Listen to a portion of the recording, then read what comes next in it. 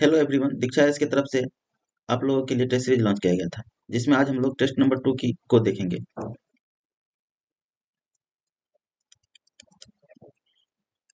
Test number 2 में आज हम लोग 1 से लेकर के 50 क्वेश्चन तक देखेंगे। तो टेस्ट 2 में पहला क्वेश्चन है, निम्नलिखित में से कौन सी समिति भारत में बैंकिंग क्षेत्र में सुधार से संबंधित है? तो इसका आंसर हो जाएगा आपको नरसिम्हन समिति। कस्तूरी रंगन समिति जो है वह नई शिक्षा नीति से संबंधित है।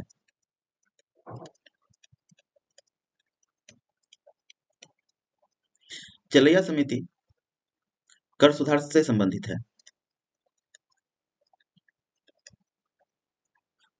तेंदुलकर समिति गरीबी से संबंधित है। इसमें तेंदुलकर समिति के अंतर्गत ग्रामीण क्षेत्रों के लिए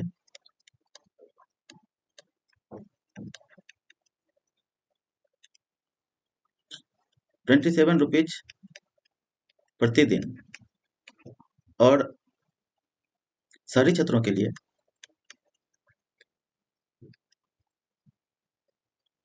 33 रुपया प्रतिदिन निर्धारित किया गया था।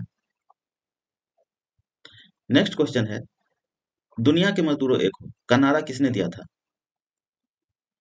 तो ये दिए थे आपको कार्ल मार्क्स। नेक्स्ट क्वेश्चन है, भारत में मुद्रा संबंधी नोटों का निर्गमन प्रणाली आधारित है। तो ये है आपको न्यूनतम कोष प्रणाली पर आधारित है। चौथा क्वेश्चन है, छिपी बेरोजगारी से क्या तात्पर्य है?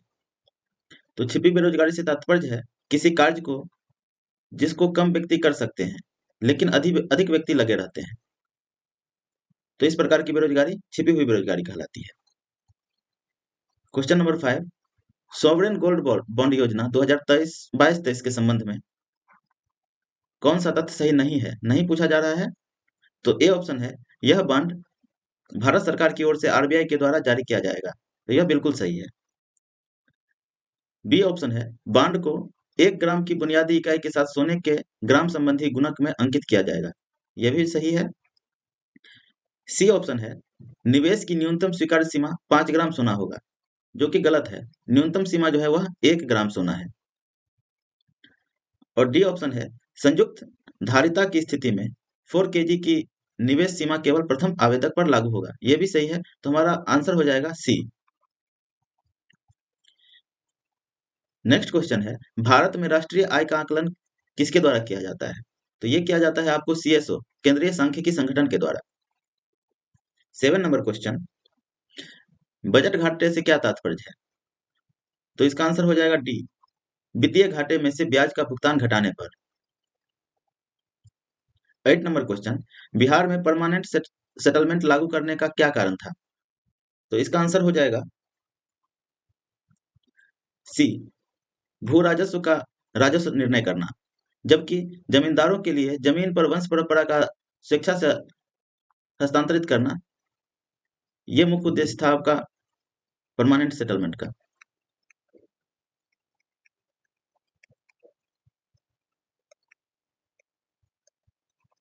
अगर बिहार में पूछा जाए तो इसका आंसर हो जाएगा भू राजस्व का राजस्व निर्णय करना। और सिर्फ पूछा जाए कि परमानेंट सेटलमेंट लागू क्यों किया गया था, तो ये किया गया था आपको जमींदारों के लिए जमीन पर वंश परंपरा अधिकार स्वेच्छा से हस्तांतरित करने का अधिकार। नेक्स्ट क्वेश्चन है, निम्नलिखित पर ध्यान दीजिए, इनमें से भारत के संविधान द्वारा किसका अंत किया गया है? तो इसका आंसर हो जाएगा ए, अस्पृश्यता। जबकि संविधान में सती प्रथा, बाल विवाह और दहेज प्रथा इसका उन्मूलन नहीं किया गया है और अस्पृश्यता का किया गया है। 10 नंबर क्वेश्चन, मैग्ना कार्टा का मुख्य उद्देश्य क्या था?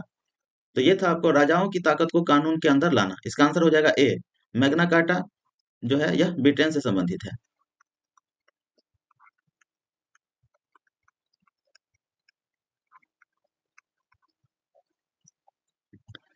11 नंबर क्वेश्चन है, अनुच्छेद 352 के बारे में निम्नलिखित में से कौन सा कथन सही नहीं है? नहीं पूछा जा रहा है। तो इस इसका आंसर हो जाएगा सी, यदि शस्त्र विद्रोह के आधार पर राष्ट्रीय आपातकाल घोषित किया जाता है तो यह स्वचालित रूप से जम्मू कश्मीर तक फैलता है। क्वेश्चन नंबर 12, निम्नलिखित में से कौन सा कथन सत्य है? तो इसका आंसर हो जाएगा ए, भाग 9 जो है वह पंचायतों से संबंधित है और भाग 9A जो है वह नगर पालिकाओं से संबंधित है। 13 नंबर क्वेश्चन, गलत तरीके से हिरासत के खिलाफ निम्नलिखित में से कौन सा रिट जारी किया जाता है? तो यह किया जाता है बंदी प्रत्यक्षीकरण। 14 नंबर क्वेश्चन, भारत का प्रधानमंत्री अपनी सरकार के खिलाफ अविश्वास प्रस्ताव की वोटिंग में भाग नहीं ले सकता है यदि वह गठबंधन की सरकार चला रहा हो तो भाग लेगा, उसका राज्यसभा में अल्पमत हो फिर भी भाग लेगा, वह राज्यसभा का सदस्य हो। यदि वह राज्यसभा का सदस्य होगा तो वोटिंग में भाग नहीं लेगा। तो हमारा आंसर हो जाएगा सी, स्पीकर द्वारा उसे वोट करने से मना किया गया हो। तो हमारा आंसर हो जाएगा सी। 15 नंबर क्वेश्चन, दक्षिण से उत्तर तक के समुद्री बंदरगाहों का क्रम क्या है? तो हम इंडिया के मैप क्या से देख लेते हैं कि इसका क्रम क्या होगा। सबसे नीचे तिरुवनंतपुरम है जो कि केरल में है। इसके ऊपर कोचीन, ये भी केरल में है।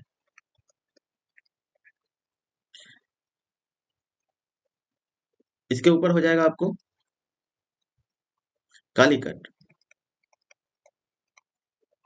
ये भी केरल में है। और इसके ऊपर है मंगलौर, ये है आपको कर्नाटक में। तो इस आधार पे हमारा आंसर हो जाएगा सी। सबसे दक्षिण में तिरुवनंतपुरम, उसके उत्तर में कोचीन, उसके उत्तर में कालीकट और सबसे उत्तर में मंगलौर। 16 नंबर क्वेश्चन, इसमें 2 पॉइंट दिया गया है, इसमें से हमें देखना है कि कौन सा सही है। चाय और कॉफी की खेती के लिए अम्लीय मृदा उपयुक्त होती है, जो कि बिल्कुल सही है। सेकंड है, चाय व कॉफी शीत ऋतु में ज्यादा क्रियाशील नहीं होती है, यह गलत है। तो हमारा आंसर हो जाएगा ए, केवल एक। 17 नंबर क्वेश्चन, निम्नलिखित में से स्वतंत्र भारत का पहला बहुउद्देशीय नदी घाटी प्रोजेक्ट कौन सा था? तो यह था हमारा दामोदर घाटी परियोजना। 18 नंबर क्वेश्चन है, सुंडा ट्रेंच किस सागर या महासागर में स्थित है?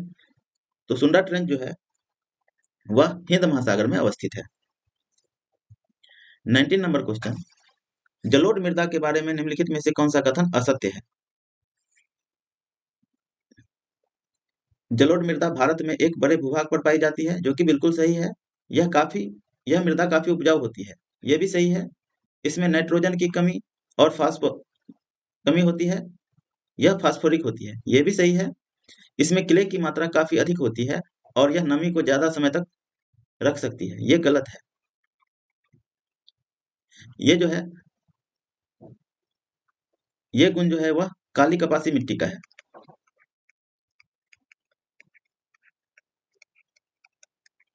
इस तरह हमारा आंसर हो जाएगा डी। 20 नंबर क्वेश्चन, पंपास घास के मैदान किस क्षेत्र में पाए जाते हैं? तो ये पाए जाते हैं आपको दक्षिणी अमेरिका में। तो हम लोग देख लेते हैं कि कौन सा घास का मैदान किस क्षेत्र में पाया जाता है। उत्तरी अमेरिका में प्रेयरीज पाया जाता है, दक्षिणी अमेरिका में पंपास, सवाना जो है वह दक्षिणी अफ्रीका का है, वेल्ड दक्षिण अफ्रीका का है और डाउन्स यह ऑस्ट्रेलिया का है। नेक्स्ट क्वेश्चन, जिब्राल्टर जल डमरू मध्य किन 2 देशों के मध्य अवस्थित है? तो इसका आंसर हो जाएगा सी, मोरक्को और स्पेन के मध्य में जिब्राल्टर जल डमरू मध्य है।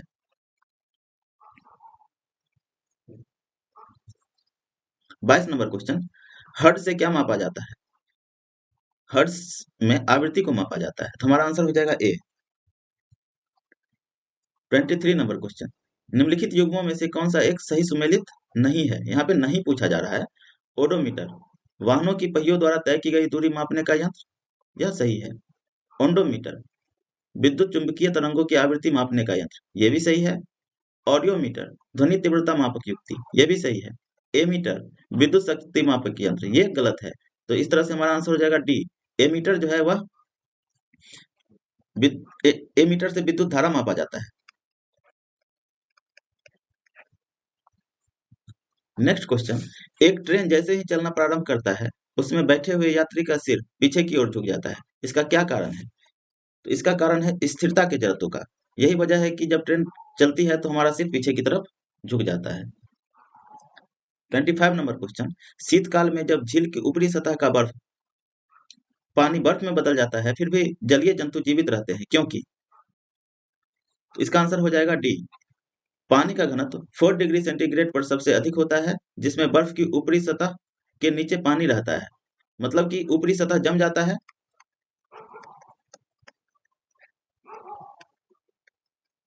जबकि निचली सतह पानी रहता है। तो हमारा आंसर हो जाएगा डी। 26 नंबर क्वेश्चन, प्रकाश सीधी रेखा में चलना प्रतीत होता है, क्योंकि? प्रकाश जो है सीधी रेखा में चलता प्रतीत इसलिए होता है क्योंकि प्रकाश का तरंगदैर्घ्य बहुत छोटा होता है। 27 नंबर क्वेश्चन, प्रकाश ऊर्जा का ऑप्टिकल फाइबर में संचरण निम्नलिखित घटना के अनुप्रयोग द्वारा किया जाता है। तो ऑप्टिकल फाइबर जो है वह प्रकाश के पूर्ण आंतरिक परावर्तन पर कार्य करता है। तो हमारा आंसर हो जाएगा ए। 28 नंबर क्वेश्चन, दूरदृष्टि वाले व्यक्ति के संबंध में निम्नलिखित कथनों में से कौन सा कथन सही नहीं है? नहीं पूछा जा रहा है।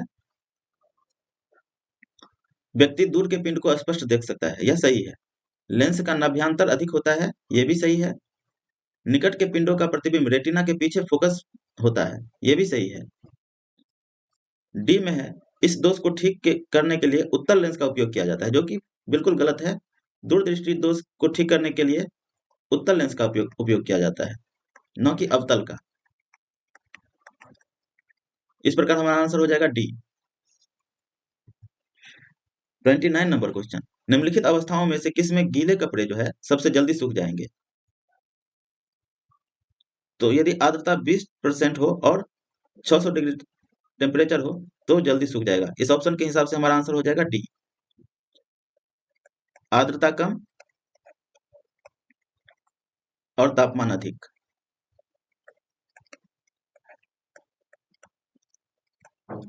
कपड़ों के सूखने के लिए आदर्श स्थिति है। नेक्स्ट क्वेश्चन, अनुदैर्घ्य तरंगों का उदाहरण है। तो इसका आंसर हो जाएगा ध्वनि तरंग। बाकी जो है रेडियो तरंग, यह अनुप्रस्थ तरंग का उदाहरण है।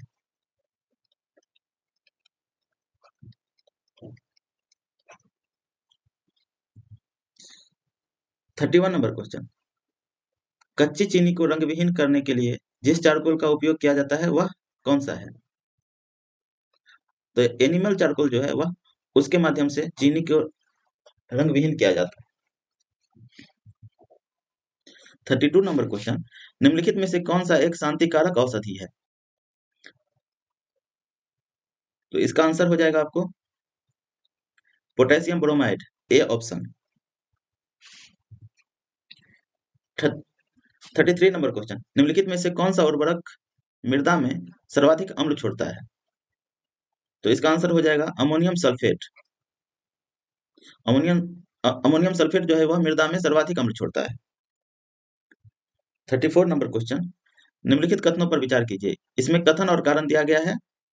तो कथन ए जो है, ओजोन जल में सूक्ष्म जीवों को मार देता है, यह सही है। ओजोन रेडियो एक्टिव नहीं है, यह सही है, लेकिन व्याख्या नहीं करता है, इसलिए हमारा आंसर हो जाएगा बी। ए और आर दोनों सही है, परंतु आर ए की व्याख्या नहीं है। 35 नंबर क्वेश्चन, निम्नलिखित में से कौन सा युग्म सुमेलित है? तो इसका आंसर हो जाएगा आपको सी, जिंक फॉस्फेट, चूहे का विष। सिल्वर आयोडाइड जो है वह कृत्रिम वर्षा के लिए उपयोगी है।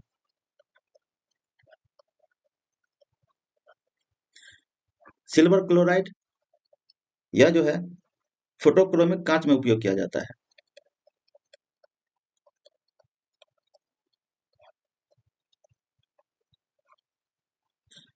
जिंक सल्फाइड, इसका उपयोग पेंट, रबर और प्लास्टिक में वर्णक के रूप में किया जाता है।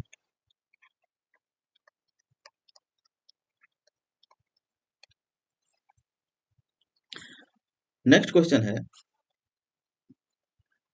पैडोलॉजी निम्न वैज्ञानिक अध्ययन से संबंधित है। तो इसका आंसर हो जाएगा ई। पैडोलॉजी जो है वह भूमि के अध्ययन से संबंधित है।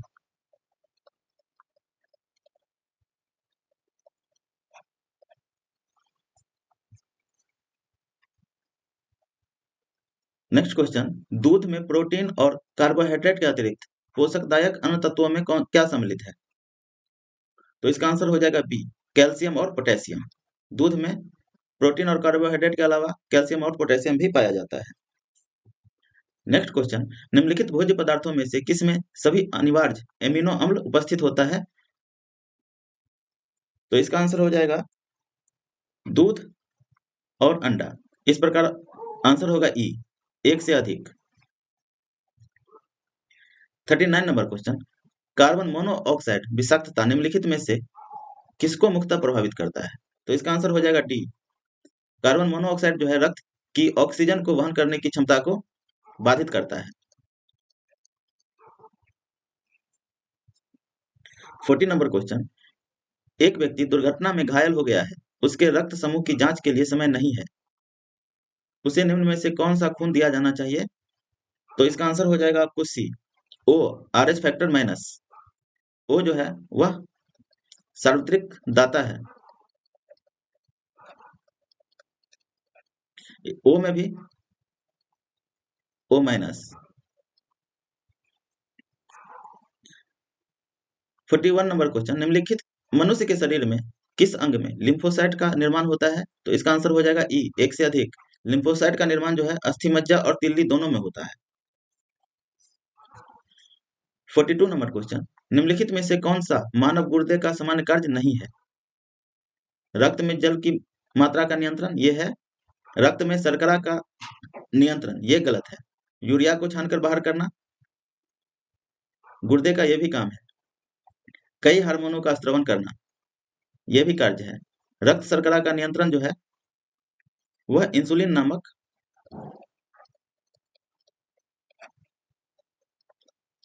हार्मोन के द्वारा किया जाता है। तो इस प्रकार हमारा आंसर हो जाएगा बी। नेक्स्ट क्वेश्चन, मानव गुर्दे में पथरी निम्न में से किसके वजह से बनता है? तो इसका आंसर हो जाएगा कैल्शियम ऑक्जेलेट। कैल्शियम ऑक्जेलेट ही मानव पथरी है। मानव के शरीर में स्मरण क्षमता कहाँ होता है? तो इसका आंसर हो जाएगा सेरिब्रम। मेंडुला ऑब्लिगेंटा जो है यह रक्तदाब, हृदय की धड़कन,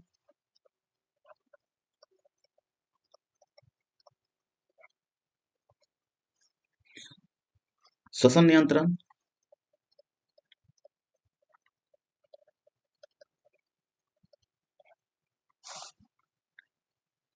उल्टी का नियमन इत्यादि कार्य करता है। सेरिबेलम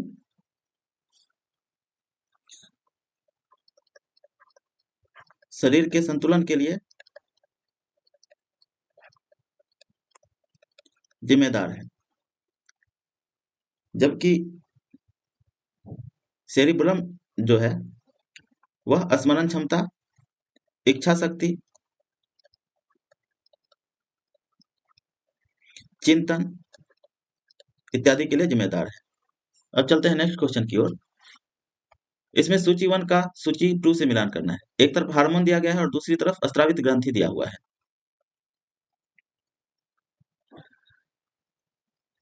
प्रोजेस्टेरोन जो है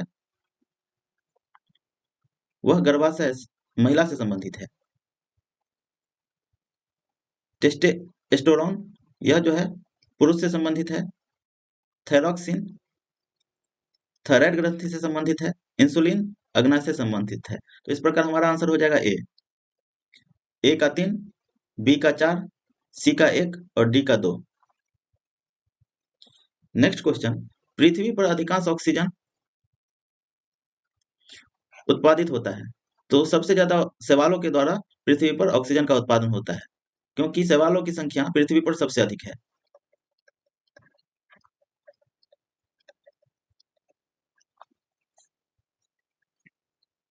47 नंबर क्वेश्चन, निम्नलिखित में से कौन सा पौधा वृद्धि हार्मोन है? तो इसका आंसर हो जाएगा साइटोकाइनिन। ऑप्शन डी, इंसुलिन जो है यह मानव हार्मोन है।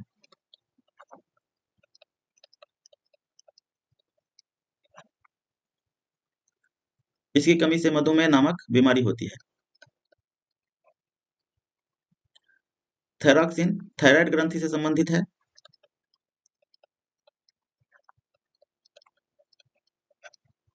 एस्ट्रोजन यह महिला हार्मोन है।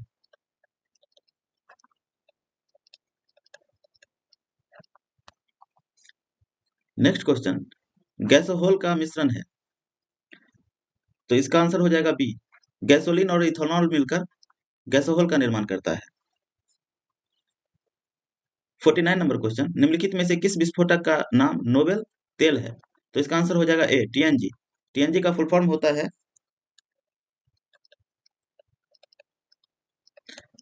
Tri nitro glycerine. ग्लिसरीन जो है यह वसा है, तो इसीलिए इसको नोबेल तेल भी कहा जाता है। 50 नंबर क्वेश्चन, लंबे समय तक कठोर शारीरिक कार्य के पश्चात मांसपेशियों में थकान अनुभव होने का क्या कारण है? तो इसका आंसर हो जाएगा डी, मांसपेशियों में लैक्टिक एसिड का संचय हो जाता है। इस प्रकार आज का हमारा सेशन समाप्त हुआ। आप लोगों को वीडियो अच्छा लगे तो इसे शेयर करें और हमारे चैनल दीक्षा यश को सब्सक्राइब करें। धन्यवाद।